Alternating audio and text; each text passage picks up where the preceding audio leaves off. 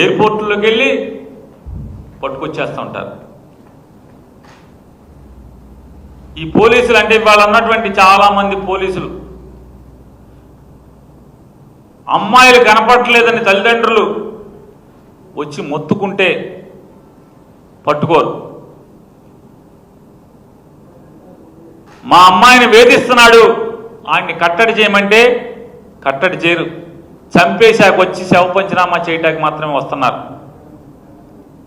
పవన్ కళ్యాణ్ చెప్పాడంటే మాత్రం పట్టేసుకుంటారంట. నాకు అర్థం కాదు, ఇదేం పోలీసింగ్ అంటే? రాష్ట్రంలో ఆడపిల్లలు కనపడకపోతే ఇద్దరినే పట్టుకున్నారు పోలీసులు ఇప్పుడు దాకా. ఆ ఇద్దరు కూడా పవన్ కళ్యాణ్ గారు చెప్పారని పట్టుకున్నారంట. ఇదేం పోయే కాలం అని అడుగుతున్నాను. అంటే పోలీసింగ్ పనిచేయరా, ఉద్యోగం చేయరా? పోనీ అందరం పవన్ కళ్యాణ్ దగ్గరికి వెళ్దాం, కనపడిన ఆడపిల్లలందరూ మా అమ్మాయి తప్పిపోయిందని చెప్తాకంటే అతనేమో షూటింగ్లో ఉంటాడు, ఇక్కడ ఉండడు, దొరకడు, చిక్కడు దొరకడు. ఓ సినిమా తీయాలి, ఇక చిక్కడు దొరకడు.